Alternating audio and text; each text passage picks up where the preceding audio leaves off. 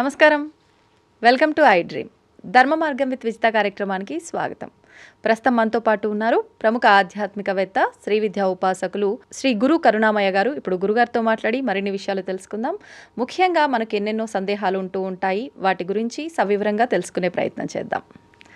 నమస్కారం గురుగారు. నమస్కారం గురుగారు, ఇప్పుడు ఎలాగూ సంపద గురించి మాట్లాడుతున్నాం. మరి సంపద అంటే ప్రస్తుతం మేమందరం అనుకునేది ఒక డబ్బు మాత్రమే. ఐశ్వర్యం అన్నా సంపద అన్నా కూడా అంటే ఆనందము అన్నీ కూడా ఉంటేనే ఒక సంపద నిజంగా. మరి ఇవన్నిటికీ ఆధారం ఎవరు అంటే లక్ష్మీ అమ్మవారు. లక్ష్మీ అమ్మవారి ఇంట్లో స్థిరంగా ఉండదు, ఆమె చెంచలం అంటారు. మరి నిజంగా ఆమెని అలా తీసుకొచ్చి మన ఇంట్లో తిష్ట వేసి కూర్చోబెట్టుకోవచ్చు అంటారా? ఎలా సాధ్యపడుతుంది? ఏదైనా మంత్రం ఉందా అండి దానికి? నేను ఏదో వీడియోలో చూశాను, ఈ వేరు మీరు ఇంట్లో ఉంటే లక్ష్మీదేవి ఇంట్లో దొల్లుతుంది, అవును, ఈ తాళం కుబేర తాళం చెవి ఇవన్నీ వస్తుంటాయి. ఇదంతా కూడా వాళ్ళని నేను తప్పు పట్టడం. ఆ పెట్టి వాళ్ళు కూడా అమ్మవారి స్వరూపాలు. నువ్వు ఎంతవరకు మాయలో పడతావు, ఆవిడని వదిలేసి పక్కదారి చూస్తావా, అదే ఆవిడకి కావాలి. ప్రతి ఒక్కడూ మాయలో పడాల్సిందే, అది ఆవిడకి మహా ఇష్టం. ఆడుకోవడం. జ్ఞానినాంపి చేతాంసి దేవీ భగవతీత బాలాద్ ఆకృష్య మోహాయ మహామాయా ప్రచతి. ఆకృష్య, ఆ మాయలో పడి మోహం కొట్టుకుంటే ఆమె విలాసంగా చూస్తుంది. బాగుందా? ఎంత పవర్ ఉంది అనుకుంటుంది. అప్పుడైనా సరెండర్ అవుతావా అని. ఇది ఆవిడ అమ్మ యొక్క స్వరూపం. అంచేత ఇప్పుడు లక్ష్మీదేవి అంటే శ్రీ సూక్తం అర్థం చదవాలి దానికి. ఓకే, శ్రీ సూక్తం అర్థం ఎక్కడైనా ఉంటే చదవండి. ఎవరు రాసినా కరెక్ట్గానే రాస్తారు. నువ్వు దేనికి లక్ష్మీదేవి? లక్ష్మీదేవి అంటే డబ్బు కాదు. నా ఇంటికి ఒకడు వస్తే లేదనకుండా అన్నం పెట్టగలిగిన డబ్బు. నేను చేర్చుకుని ఇల్లు కొనుక్కోవడం డబ్బు కాదు. ఐశ్వర్యము అంటే క్షుప్పిపాతామనాన్ జ్యేష్ఠాం అలక్ష్మీర్ నాశయామ్యహం అభూతిం అసమృద్ధించ సర్వాన్నిర్ణతమే గృహాన్. ఆ కాలంలో నాకు ఆకలి దప్పికొస్తే అమ్మా ఈ తినడాలు మలమూత్రాల కోసం టైం వేస్ట్ అవుతుంది, అది లేకుండా చేసేవనుకో అనైశ్వర్యం అలక్ష్మి చేరకుండా చేస్తే ఆ టైం కూడా నీ పూజ చేసుకుంటారు. చూడండి వాళ్ళ ప్రేరణ ఎలా ఉంది.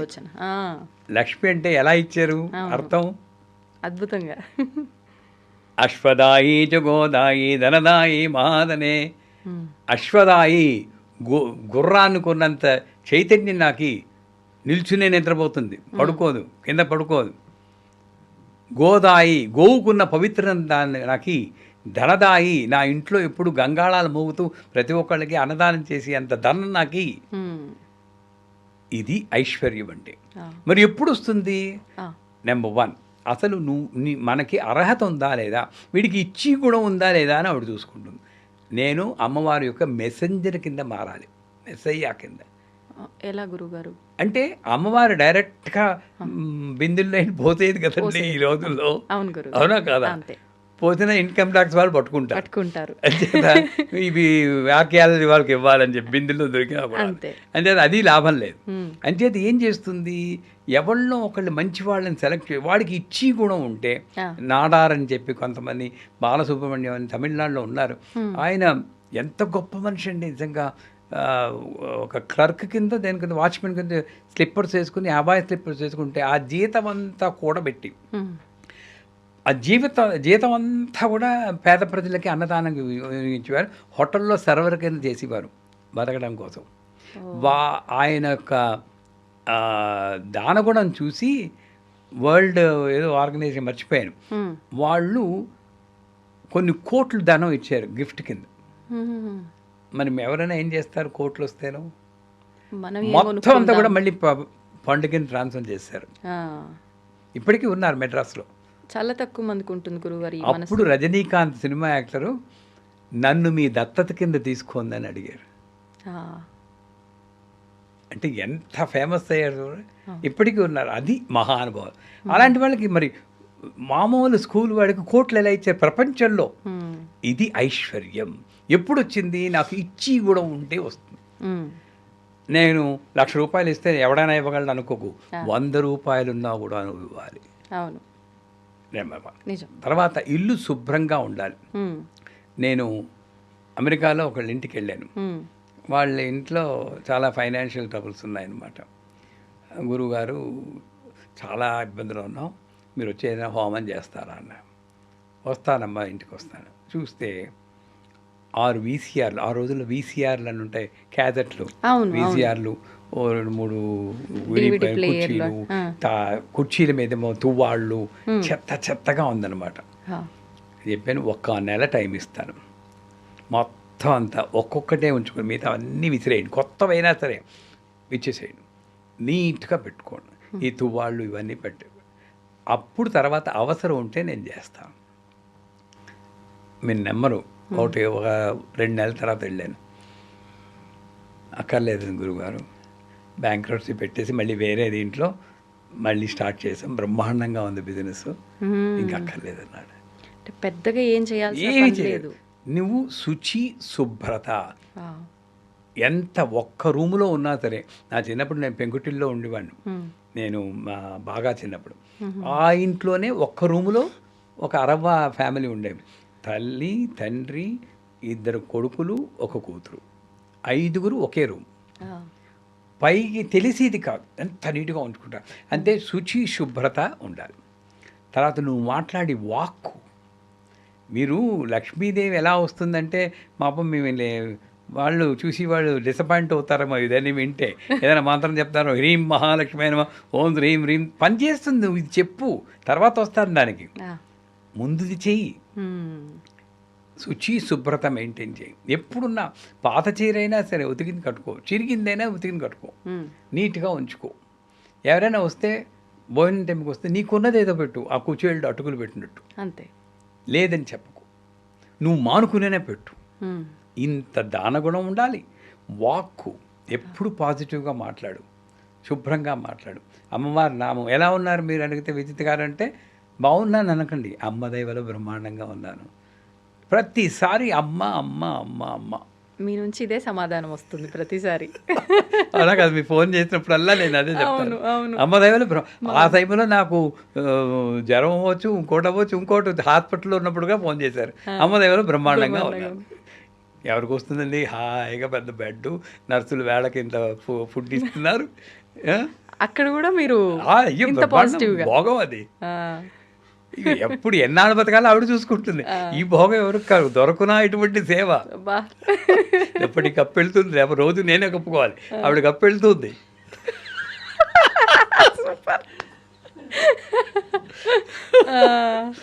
సో అంచేత వాక్కు పాజిటివ్గా ఆలోచించి పాజిటివ్గా మాట్లాడుతుంది. ఈ 3 మెయింటైన్ చేస్తూ, ఒకటి ఇచ్చి గుణం, శుచి శుభ్రత, వాక్కు మంచిగా మాట్లాడడం చేసి, అరవకుండా దెబ్బలాడకుండా ఉంటే వాయుమండలం శుద్ధి. ఇప్పుడు ఒక మోడీ రావాలనుకోండి, ప్రైమ్ మినిస్టరు, మొత్తం రోడ్లన్నీ దురిచేస్తున్నారు, అన్నీ చూస్తున్నారు, మీ ఇంటికి వస్తున్నారు అనుకోండి, మీ ఇల్లు ఎలా పండుకుంటారు, అద్దంలా తయారు చేయించుకుంటారు కదా, అప్పు చేసైనా సరే ఎవరైనా క్లియరెన్స్ వెళ్తుంది చేయించుకుంటాం. మరి అమ్మవారు వస్తుందంటే నేను ఈ ఇల్లు ఎలా ఉంచుకోవాలి, వాయుమండలాన్ని శుభ్రపరచాలి. అంచేత నా వాక్కు శుభ్రంగా ఉండాలి. వాయుమండలాన్ని అశుద్ధపరిచే గట్టిగా అరవడాలని మానేసి కొన్నాళ్ళ పాటు, 1 నెల రోజుల పాటు చేయండి. ఈ సాధన ముందు చేయండి.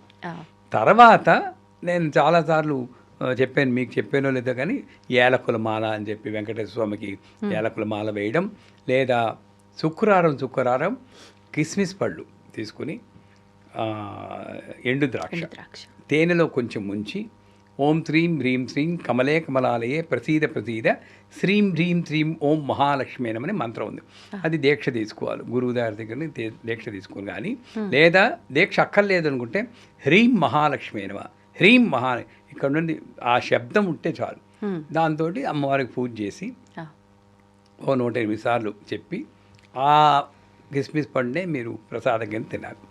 ఎన్ని కిస్మిస్లు పెట్టాలనేది 108. అంటే మీరు అనొచ్చు డబ్బులు లేనప్పుడు 150 కిస్మిస్లు అంటే ఈ రోజుల్లో ఎంత ఖర్చు అండి. కిస్మిస్ల సంగతి పక్కన పెట్టండి గురువుగారు, ఏదో రకంగా ఒకసారి ఒక 1/2 కేజీ తెచ్చిపెట్టుకుంటే అయిపోతుంది, కానీ ఏలకుల దండ మరి. ఒక ఆవిడ ఈ వీడియో చూసి కమెంట్ కూడా చేసి అసలే డబ్బు లేకుండా పోతే ఆ మహానుభావుడు ఈ ఏలకులు కొలమంటున్నారు ఎక్కడిది అని. మనసుంటే మార్గం ఉంటుంది, ఎలాగో అలా వస్తుంది. ముందు చెయ్యాలి అని ప్రతిదానికి నేను అడ్డంగా ఆలోచిస్తుంటే, పెళ్లి చేస్తుంటే ఇన్ని డివోర్స్ కేసులు ఉన్నాయి. ఈ పెళ్లి డివోర్స్ అవుతుందేమో అనుకుని నువ్వు చెయ్యవు, పక్కనే అవుతున్నా నువ్వు పక్క చేస్తున్నావు. ఆ కాన్ఫిడెన్స్ నీకు ఉండాలి అంతే. సో ఏలకులేంటి ప్రతీదీ వస్తాయి. ఏలకులు మాలేంటి 27 ఏలకులు, అంతకి నేను 27 ఏలకులు తీసుకోమన్నాను. ఎవరికైనా లేదంటే మా దీనికి ఒకసారి ఫోన్ చేయమని, మేము పంపిస్తాం ఏలకులు, సరేనా? 52 వారాలు. ఎవరో అప్పుడు ఇప్పుడు నాకైనా కాన్ఫిడెన్స్, నేనేం కోటీశ్వరుని కాదు, మా పీఠం కట్టుకోవడానికే డబ్బులు లేక ఇప్పుడు నానా అవస్థలు పడుతున్నాం. కానీ నా నమ్మకం ఏంటంటే ఇచ్చి కూడా ఉండాలని ఇందాక చెప్పాను కదా, నేను ఇవ్వడానికి రెడీ అయితే డబ్బులు అదే వస్తాయి, అది నా నమ్మకం. మరి ఒకసారి ఇదే అన్నారు ఇంకో ఛానల్లో, నేను ఇస్తానంటే ఇంతమంది ఏలకులంటే ఎన్ని కిలోలు కొంటావు అని అడిగారు మా వాళ్ళు. అవే వస్తాయి చూడండి, అంతే అమ్మదయ్య, అంతే నిజంగా ఇవ్వాల్సి వస్తే అమ్మే అన్ని చూసుకుంటుంది. నేను ఇచ్చేవాడిని కాదు కదమ్మా. సో 27 ఏలకులు తీసుకుని ఓ చిన్న పాత్రలో, ఆ పాత్ర కూడా స్టీల్ పాత్ర కాకుండా ఒక ఇత్తడి కానీ లేదా గ్లాస్ పాత్ర, మట్టి పాత్ర అయినా, దాంట్లో నీళ్లు పోసి కొంచెం పసుపు వేసి ఒక్క 10 సెకండ్లు నాననివ్వాలి. అది ఎక్కువ నానితే మళ్ళీ విరిగిపోతాయి. సో నాన్నిచ్చాక ఒక వెంకన్న బాబు విగ్రహం ఉండాలి, చిన్నది విగ్రహమే ఉండాలి గురుగారు ఖచ్చితంగా. విగ్రహం ఉంటే వెయ్యాలి కదా, దండ వెయ్యాలి. ఆ విగ్రహం మాత్రం కొనుక్కోవాలి, ఎవరినైనా అడిగి కొంచెం సాయం చేయమని. ఎంతో ఎక్కువ ఉండాలి, 500 రూపాయలు ఉంటుంది. అది ఎవరో ఒకళ్ళు ఆ మాత్రం సాయం చేయగలరు. ఆ విగ్రహం తీసుకుని శనివారం ఏదో టైంలో ఈ ఒక ఏలకులు తీసుకోవడం, సూది దారం ఎక్కించి 2 పేటలు వేసి దానికి కూడా కొంచెం పసుపు రాస్తే మంగళకరంగా ఉంటుంది. ఇలా ఎక్కించి ఓం నమో నారాయణాయ, మన తిరుపతిలో వినబడుతుంది చూడండి. నాకు ఇవాళ కొంచెం దగ్గుంది కాబట్టి అంత గట్టిగా చెప్పలేకపోతున్నాను, కానీ అంత మెల్లిగా, తొందర లేదు, నారాయణాయ అనుకుంటూ ఒక్కొక్కటికి వచ్చాలి. అది మాలవుతుంది. 27 ఏంటంటే 27 నక్షత్రాల్లో ఎన్ని జన్మలెత్తేమో, ఎన్ని కర్మలు చేసామో, కర్మలన్నీ చేర్చి కూర్చుని కర్మమాల, ఆ కర్మలన్నీ అప్పిచ్చేస్తున్నాం. సో ఆ కర్మలన్నీ అప్పిచ్చేస్తున్నాం. ఆ మాల తయారయ్యాక చేత్తో పట్టుకుని 3 శ్లోకాలు ఉన్నాయి, ఇంచుమించు అందరికీ తెలుసు. శ్రీయకాంతాయ కళ్యాణ నిధే దినాం శ్రీ వెంకట నివాసాయ శ్రీనివాసాయ మంగళం. మంగళాశాసన పరమదాచార్య పురోగమై సర్వైశ్చ పూర్వరాచార్యే సత్కృతాయాస్తు మంగళం. తర్వాత 3వది సర్వమంగళ మాంగళ్యే శివే సర్వార్థసాధికే శరణ్యే త్రంబికే దేవి నారాయణ నమోస్తే. ఈ 3 శ్లోకాలు మీరు వీడియో రిలీజ్ చేసాక మీ డిస్క్రిప్షన్లో మేము పెట్టేస్తాం కావలిస్తే. సో ఈ 3వ శ్లోకం చెప్తున్నప్పుడు వెంకన్న బాబు మెడలో వేయాలి. దంపతులు ఇద్దరు అయినా కూడా ఇద్దరు కలిపి చేయొచ్చు, బెటర్ ఈచ్ ఇండివిజువల్ చేస్తే మంచిది. ఎవరి మాల వాళ్ళది, ఎవరి కర్మ వాళ్ళది కదమ్మా. చేసి శనివారం చెయ్యాలి. మళ్ళా వచ్చి శనివారం నాడు ఇంకో కొత్త మాల వేసి ఇది ఎలాగ చేసి ఆ పాత మాల తీసేయాలి. ఇదేం చేయాలి గురుగారు పాత మాల? తొందరపడకే సుందరవదన చెప్తున్నాను కదా. ఇదేం చేయాలంటే ఒక డబ్బా తీసుకుని దాంట్లో వేసి కర్పూరం వేయాలి పాడవకుండా. 52 వారాలు చేశాక 52 మాలలు వస్తాయి. అప్పుడు ఒక హోమం చేయాలి, ఓం నమో నారాయణ స్వాహ అని. ఆ హోమం కూడా ఎలా చేయాలో స్క్రిప్ట్ పంపిస్తాం మీకు, ఎవరు అడిగితే వాళ్ళు. అంతే. ఈ లోపల అమ్మవారు కరుణిస్తుంది, ఆర్థిక సమస్యలు బాగోతాయి. అంటే కోట్లు వచ్చేస్తాయని చెప్పం, ఇబ్బందుల నుండి బయటపడతారు. సో 52 వారాలు ఇలా చేసి ఆ హోమం చేస్తే ఇబ్బందుల నుండి బయటపడతారు. ఇలాగా లక్ష్మీదేవి మన ఇంటికి రావడానికి ముందు ఇంటిని శుభ్రపరచుకుని, వాక్కుని శుభ్రపరచుకుని, ఇచ్చి కూడా మలపరుచుకుని, ఈ ఏలకుల మాల కానీ ఈ కిస్మిస్ పళ్ళ పూజ కానీ చేస్తే 100% డెఫినెట్గా పరిస్థితులు బాగుపడతాయి. గురుగారు బాగుంది. మరి ఈ పరిష్కారం కోసం అందరూ ఇది ఆచరిస్తారు ఖచ్చితంగా. అదైతే ఫిక్స్. అందరికీ కావాల్సింది ఇప్పుడు లక్ష్మీదేవి అనుగ్రహమే. అయితే ఒక చిన్న సందేహం గురుగారు. ఇప్పుడు అమ్మవారికి కిస్మిస్ తేనెలో ముంచి నైవేద్యం అన్నారు కదా, తేనె అంటేనే మధురం. ఇంకా చీమలు ఖచ్చితంగా వస్తాయి. అమ్మవారికి ఇలా భగవంతుడికి నివేద చేసిన నైవేద్యాన్ని చీమలు గనక తీసుకుంటే మళ్ళీ అదేమన్నా మాకు దోషమా అని చాలామందిలో సందేహం ఉంటుంది. ఒక్కొక్కసారి ఎక్కువగా చీమలు పట్టేస్తూ ఉంటాయి నివేదన చేసిన ఆ పదార్థాలకి. దాని గురించి ఒక వివరణ ఇవ్వండి. అందుకే నైవేద్యం పెట్టగానే మిమ్మల్ని వెంటనే ప్రసాదం తీసుకోమంటారు. ఎప్పుడు కూడా ఎవరైనా ఇప్పుడు మా పీఠానికి తిరుపతి వెళ్ళి వచ్చాను గురువుగారు అంటే ఏదమ్మా ప్రసాదం అని అడుగుతాను, వెంటనే వేసేసుకుంటాం. ప్రసాదం అనేది వెంటనే తినాలి. సో ఇప్పుడు ఈ కిస్మిస్ పళ్ళు తీసుకుంటే మొత్తం అన్ని కిస్మిస్ పళ్ళు వెంటనే తినం. ఒకవేళ అక్కడ వదిలేస్తే చీమలే వచ్చాయి అనుకోండి, ఆ బ్రహ్మకిడిదర్ని వర్ణాశ్రమ విధాయిని, ఆ చీమను పుట్టించిన తల్లి అక్కడ ఉంది. నిన్ను పోషించినట్టే చీమల్ని పోషిస్తుంది. చీమల్లో నువ్వెందుకు చూడలేకపోతున్నావు? ఇంత పూర్వకాలం ముగ్గులు కూడా బియ్యపిండితో పెట్టేవారు, ముగ్గుపిండి కాదు. ఇప్పుడు ముగ్గుపిండికి లేదు, బియ్యపిండి లేదు, పెయింటర్ వచ్చి పెయింట్ చేసేస్తున్నాడు, అంతే పోయింది. అంటే దాని వెనకాతల ప్రిన్సిపల్ మనకు తెలియట్లేదు. అంచేత చీమలు తిన్నాయే అని బాధపడడం కన్నా కూడా చీమలకు కూడా నేను అన్నం పెడుతున్నానని, నాకున్న కాస్త డబ్బులతో నేను ప్రసాదం తిన్నాను, చీమలకు కూడా ఉన్నాయి, ఆహా ఎంత భాగ్యం ఇచ్చేదండి. ఒక్క చీమ కనపడిన తర్వాత ఎప్పుడైతే నువ్వు చీమలు తింటున్నాయని తృప్తి పడతావో తర్వాత అవే వెళ్తాయి. ఇవన్నీ ఎక్స్పెరిమెంటల్గా చేసి నేను చెప్తున్నాను. అంతేగాని దాన్ని ఇలా తూర్చేసి అదే కర్మగాలి 10 చీమలు చచ్చాయనుకోండి, ఈ పుణ్యం మాట అటు ఉంటుంది, ఇంకో కర్మ నాకు వస్తుంది. అంచేత ఎప్పుడూ కూడా మనం పూజ చేసేటప్పుడు ఏం జరుగుతున్నా కూడా అమ్మ మనకి ఇచ్చేటటువంటి ఒక టెస్ట్, పరీక్ష మాత్రమే అనుకోవాలి, కానీ ఓడిపోకూడదు. అది చీమేమనండి, ఇంకోటి ఏమని. గురుగారు, ఇప్పుడు ఇవి మనం చాలాసార్లు మాట్లాడుకున్న విషయాలు కానివ్వండి, పూజా మందిరానికి సంబంధించి చిత్రపటాల వెనకాల బల్లులు తిరుగుతున్నాయి, మరి దానివల్ల మాకేమన్నా దోషమా, అంటే మేము నిష్టగా పూజ ఏమైనా చేయట్లేదా, ఏదైనా లోపం ఉందా, అంటే క్రిమికీటకాలతో సమానమైనదే ఈ బల్లి కూడా. మరి అది వచ్చింది అని అంటే పాజిటివిటీ లేదేమో మేము చేస్తున్న ఈ పూజలు, అందుకే వచ్చిందేమో అని రకరకాల అర్థాలు తీసుకుంటూ ఉంటారు. అదేమైనా ఇబ్బంది అంటారా గురుగారు? ఎందుకు ఆ పాపం బల్లిలా కల్ప్రిట్ అయిందో అంటే, బల్లి పడ్డ దోషం అని చెప్పి పంచాంగాల్లో రాస్తూ ఉంటారు. శిరస్సు మీద పడితే మరణం. నా శిరస్సు మీద 4-5 సార్లు పడింది. అంటే 4-5 సార్లు చచ్చిపోయినట్ట నేను. యాక్చువల్గా మా గురువుగారిని అడిగితే, మరణం మనకు కాదురా, దానికి తోసేస్తావు కదా, కింద చచ్చిపోతుంది. పాపం అంత ఎత్తు నుంచి పడిపోద్ది నిజంగా. ఇలా తోసేస్తావు, చంపేస్తావు, ఏమీ లేదు అంటారు. సో ఈ బల్లి అన్నది కాకపోతే ఒక ఎనర్జీని ఎక్కువ ట్రాన్స్ఫర్ చేయగల శక్తి కొన్ని జంతువుల్లోనూ కీటకాల్లోనూ ఉన్నాయి బల్లి. అందుకే వెండి బల్లి, బంగారు బల్లి అని మీరు కాంచీపురం వెళ్ళినప్పుడు చూసి ఉంటారు. అవును గురుగారు. సో బల్లికి ఆ ఎనర్జీ ట్రాన్స్ఫర్ శక్తి ఉంది. కానీ ఇప్పుడు ఒక పటం వెనకాతల ఒక బల్లి వచ్చింది అనుకోండి, దాన్ని నేను నెగిటివ్లోనే ఎందుకు తీసుకోవాలి? ఆ బల్లి రూపంలో కూడా అమ్మ, ఇప్పుడు ఎగ్జాంపుల్ చూస్తాను, ఓ పూజ చేస్తున్నారు, ఆ పూజ చేస్తుంటే రప్పని పువ్వు కింద చేతిలోని పడిపోయింది. అమ్మో నేనేదో తప్పు చేశాను అందువల్లే పువ్వు కింద పడిపోయింది అనుకుంటాం. అదే నువ్వు అమ్మవారి ఫోటో మీద పెట్టాక పడింది అనుకోండి, వెంటనే రీల్స్ తీసేసి ఫేస్బుక్లోను దాంట్లోనూ ఇన్స్టాలోను ప్రొమోట్ చేసి ఎంతమంది లైక్ చేస్తారో చూస్తాం. అంటే పడడం మాత్రం ఒకటే, ఎక్కడి నుండి పడితే ఒకటే, అక్కడి నుండి పడితే. సో ఇక్కడెక్కడో తప్పు ఉంది మన ఆలోచనలో. నేను పూజ చేసేటప్పుడు ఏ జంతువు వచ్చినా సరే, సాయి కూడా సాయి చరిత్రలో ఒకసారి అంటారు, సాయి నేను ఇన్నిసార్లు నేను చెప్తున్నాను రా రా రా పెడతానంటే నువ్వు రావేంటి నా ఇంటికి రొట్టి చేయడానికంటే 3 సార్లు వచ్చాను, కర్రతో కొట్టి తరిమేస్తే నన్ను ఏం చేయమన్నా అన్నాం, కుక్క రూపంలో వచ్చాను. ఇవన్నీ చదువుతాం, సాయి చరిత్ర పారాయణ చేస్తాం.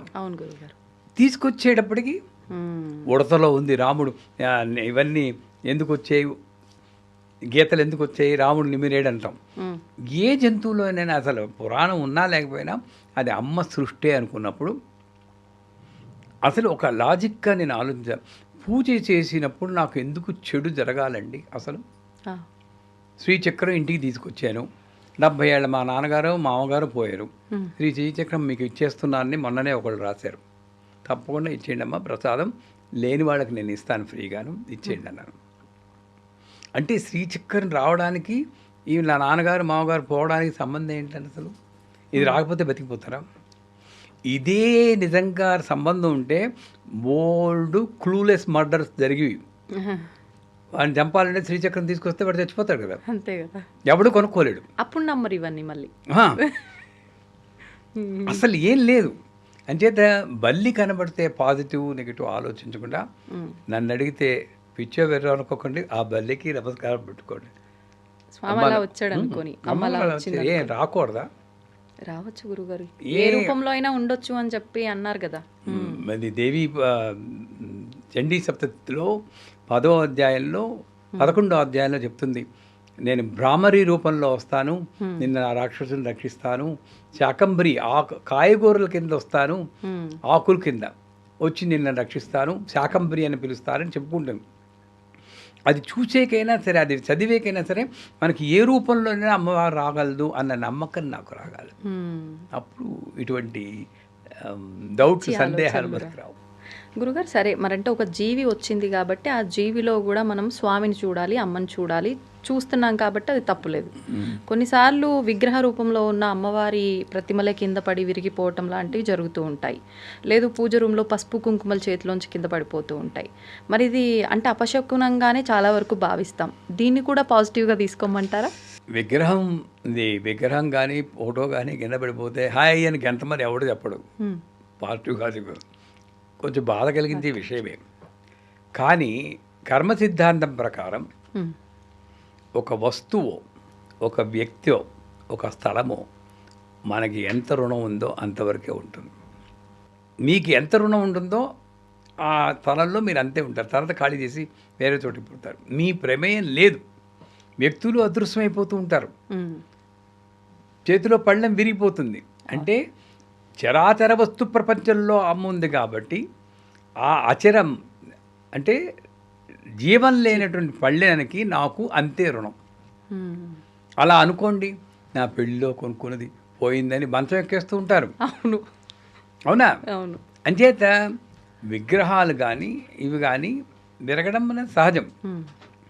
ఒకవేళ అలక్ష్యంతో జరిగిందనుకోండి, ఒక పట్టుకోవడంలో కింద పడి, అలక్ష్యము లక్ష్యము రెండు ఆవిడే వేస్తుందనేది సత్యం.